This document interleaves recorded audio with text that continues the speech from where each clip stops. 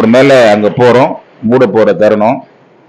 அங்கே போனோன்னு என்ன பண்ணுறாங்க, உரிமையாக சாப்பிட்டு போங்களேன், அன்னதானம் சாப்பிட்டு போங்களேன், அதான் இங்கே பிரசித்திங்கிறாங்க.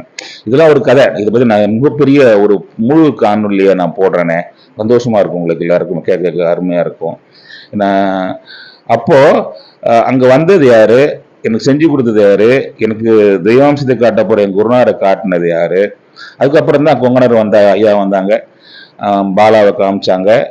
ஒன்று ஒன்று நான் படிக்க ஆரம்பித்தேன், எல்லாமே நடக்க ஆரம்பிச்சது. இதெல்லாம் எப்படி ஐயா உணர்ந்தது? உங்களுடைய எண்ணங்கள் சரியாக சுத்தமாக இருக்கும் பொழுது, நீங்கள் போகிற இலக்கு இருக்கும்போது, ஒரு இலக்கு நோக்கி நீங்கள் போயிட்டீங்கன்னா, அந்த இலக்கு நோக்கி என்ன போன்னு சொன்னது என் நண்பன் தான். இருந்தாலும் கூட நான் இலக்கு நோக்கி போகணும்னு உத்வேகம் பண்ணாங்க இல்லையா, அப்படி சில நண்பர்கள் உங்களுக்கு உத்வேகம் பண்ணுவாங்க. அப்போ தோல்வி வந்துச்சு, ஒரு காரியம் பாதியே முடிஞ்சு போச்சு அப்படின்னு நீங்க விட்டுட்டீங்கன்னா, அது உங்களுக்கு ஏற்பட்ட பெரிய ஒரு